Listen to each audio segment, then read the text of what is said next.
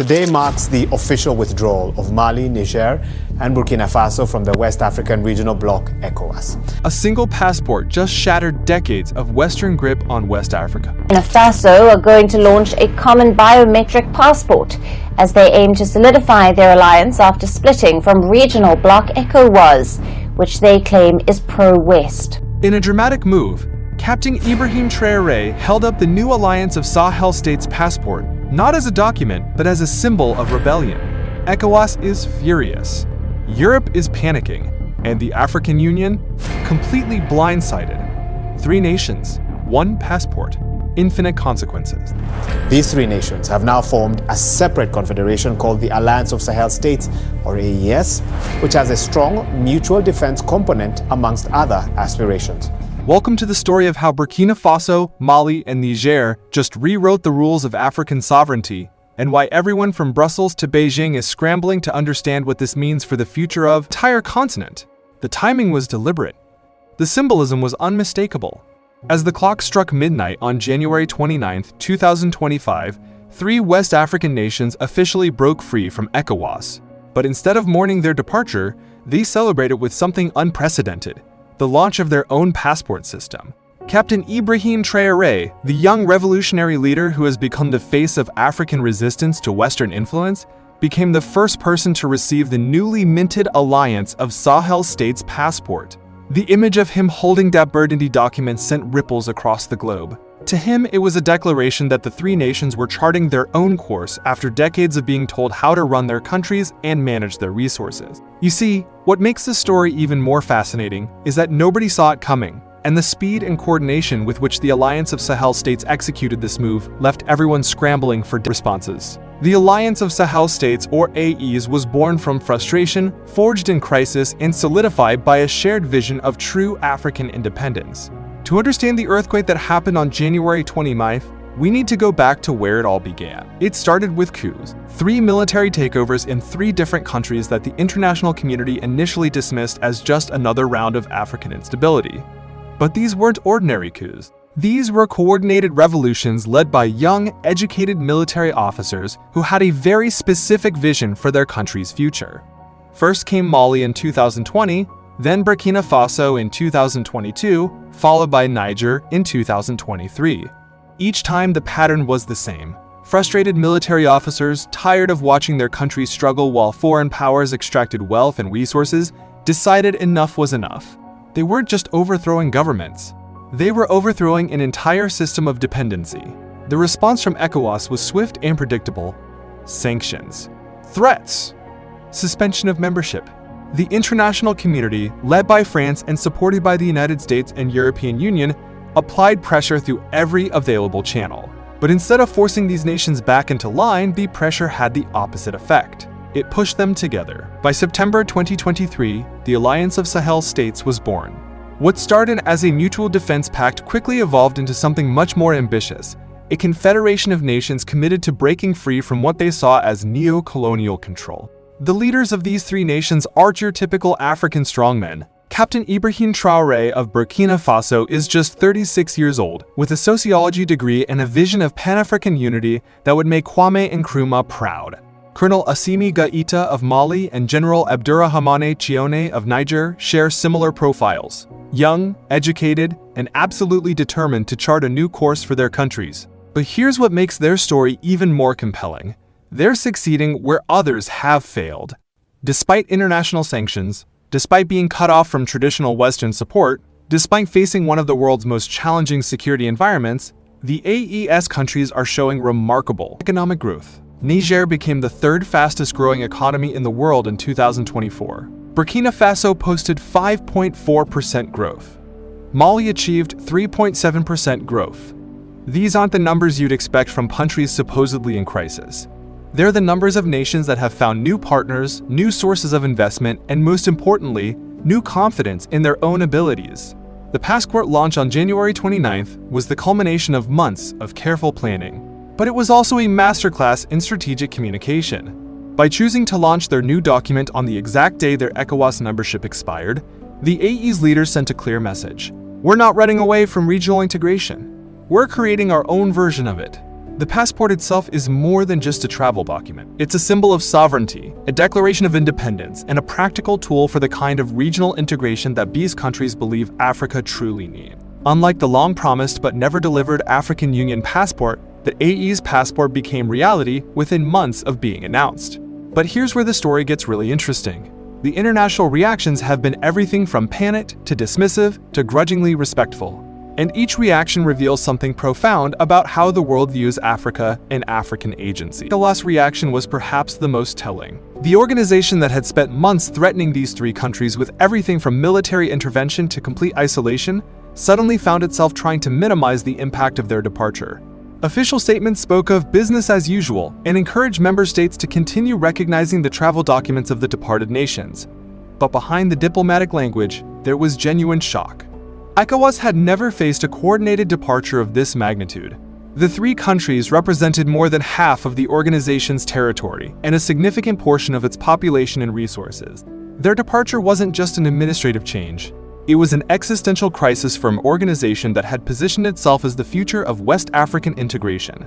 The African Union's response was even more revealing. Despite being the organization that has talked for decades about African unity and integration, the AU reaction to the AES passport was notably muted. Official statements were characterized as business as usual, but insiders reported significant concern about the precedent being set. The AU has buy-in promising its own continental passport for nearly a decade. Announced with great fanfare in 2016, the African Union passport was supposed to be ready by 2023. Instead, it remained stuck in bureaucratic limbo while a three-nation alliance managed to create, design, produce, and launch their own passport system in a matter of months. The contrast couldn't be more stark. While the AU held meetings about eventually discussing passport integration, three young African leaders simply made it happen. The symbolism was not lost on observers across the continent. But it's the Western reactions that had been most fascinating to watch. The initial response from European capitals was dismissive. These were just three unstable countries led by military governments. Surely this initiative would collapse under its own weight. Surely the international community could simply ignore this development until it faded away. But as the reality of the AES's success became undeniable, the tone shifted. Suddenly, European policy papers began appearing with titles like Sahel Exit in West Africa, Implications for ECOWAS and the EU. The European Parliament commissioned briefings on the implications of this new alliance. Think tanks across Brussels and London began scrambling to understand what this meant for European interests in West Africa. The United States' reaction has been more complex. Officially, American policy continues to support democratic governance and regional integration through established organizations like ECOWAS. But unofficially, there's recognition that the AES countries are addressing real problems that the international community had failed to solve. The security situation in the Sahel, which had deteriorated dramatically under international intervention, has shown signs of improvement under the new military governments. Economic indicators, despite international sanctions, remain surprisingly positive. And perhaps most importantly, public support for these governments remains high across all three countries. This has created a dilemma for Western policymakers who are used to dealing with African governments that depend on their support. The AES countries don't just reject Western aid and investment. They've found alternative partners who are eager to fill the gap. And this brings us to perhaps the most significant aspect of this entire story: the geopolitical realignment that the AES passport represents. Because while the West has buy-in scrambling to understand what's happening in the Sahel, other global powers have been actively embracing these new governments. Russia was the first major power to formally recognize the Alliance of Sahel States. But this wasn't just diplomatic courtesy. It was the beginning of a comprehensive partnership that spans security cooperation, economic investment, and technological transfer. Russian military advisors have replaced French and American trainers. Russian companies are investing in mining and infrastructure projects. Russian media provides an alternative narrative to Western news coverage. But perhaps more significantly, Russia is providing something that Western partners had always withheld: recognition of African agency. When Russian officials meet with AES leaders, they don't lecture them about democracy and human rights. They negotiate deals. They discuss partnerships between equals. They treat these African leaders as sovereign decision-makers rather than recipients of aid and advice. China's approach has been more subtle but equally effective. While Beijing maintains its official policy of non-interference in domestic affairs, Chinese companies and investors have dramatically increased their presence in AES countries. Infrastructure projects that had been stalled by Western conditions and requirements are moving forward with Chinese financing. Trade relationships that had been constrained by European regulations are flourishing under Chinese partnerships. The numbers tell the story. Despite international sanctions and pressure, trade between the AES countries and their new partners has increased dramatically. Investment flows that had dried up from traditional sources have been replaced by funding from alternative partners. Economic growth rates that should have collapsed under pressure instead reached heights that surprised even optimistic observers. The reactions from other African governments have been mixed but telling. Publicly, most maintain support for established regional organizations like ECOWAS and the African Union. But privately, there's significant interest in the AES model. The speed with which these countries have implemented their vision, the economic results they've achieved despite pressure, and the popular support they've maintained all provide a compelling alternative to the slow, committee-driven approach that has characterized much of African regional integration. Some governments are already exploring closer ties with the AES trade agreements that bypass traditional regional frameworks are being negotiated. Security cooperation arrangements that don't depend on Western approval are being discussed. Investment partnerships that prioritize African priorities over international conditions are being established. The AES passport has become more than a travel document. It's become a symbol of what's possible when African governments prioritize African interests over international approval. But perhaps the most significant reaction has come from ordinary Africans themselves. Across the continent, the AES passport launch has been met with enthusiasm and pride. Social media exploded with congratulations and expressions of hope that other African countries would follow their example. The image of young African leaders taking control of their country's destinies has resonated far beyond the borders of Burkina Faso, Mali, and Niger. This popular support is crucial because it addresses one of the main criticisms of the AES governments, that they lack democratic legitimacy. While it's true that these governments came to power through military coups rather than elections, public opinion polling consistently shows high levels of support for their policies and vision. The passport launch reinforced this support because it demonstrated concrete progress toward the kind of African unity and independence that has been promised by politicians for decades, but never delivered. Where the African Union passport remained a distant promise, the AES passport became an immediate reality.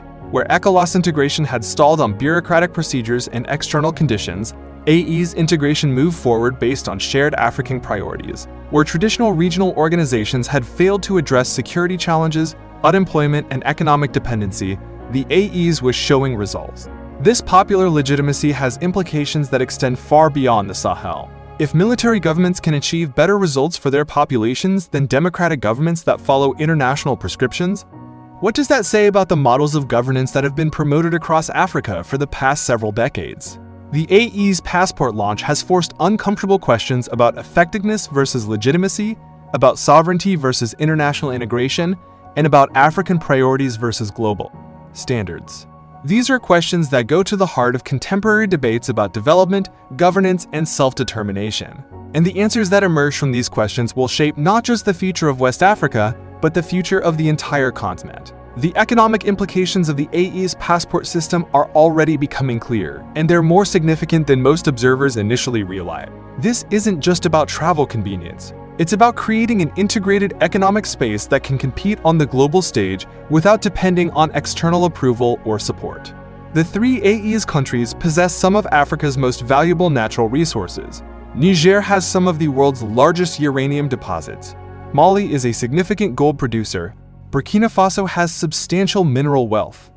For decades, these resources have been extracted by foreign companies under agreements negotiated with the assistance and pressure of international partners.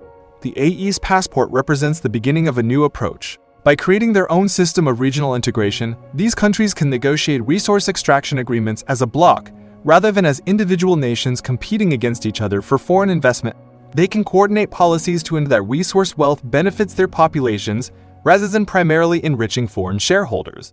The early results are promising. Resource revenues that had been declining under international pressure have stabilized and in some cases increased as the AES countries had found new partners willing to negotiate more favorable terms. Infrastructure projects funded by resource revenues are moving forward without the conditions and delays that had characterized projects funded by traditional international partners. But perhaps more importantly, the AES countries are using their resource wealth to fund the kind of regional integration projects that had been promised but never delivered by traditional retail organizations, cross-border infrastructure, regional universities, joint military training facilities, integrated communications network. The passport system is just the beginning. The AES has announced plans for a common currency, integrated customs procedures, and coordinated development policies. Unlike similar announcements from other regional organizations, these initiatives are moving forward rapidly with concrete timelines and measurable benchmarks. This practical approach to integration has attracted attention from unexpected sources. International businesses that had been discouraged by the complexity and unpredictability of dealing with three separate governments under international sanctions are finding that the AES offers a more stable and coherent framework for long-term investment. The passport system facilitates business travel and reduces bureaucratic obstacles to regional trade. The coordinated policies eliminate many of the regulatory contradictions that had made regional business development complicated and expensive. The political stability that comes from popular support and clear vision provides the kind of predictable environment that businesses need for long-term planning. These economic benefits are already translating into improved living conditions for ordinary citizens. Employment rates are rising as regional integration creates new opportunities. Educational opportunities are expanding as the three countries coordinate their university systems and scholarship programs.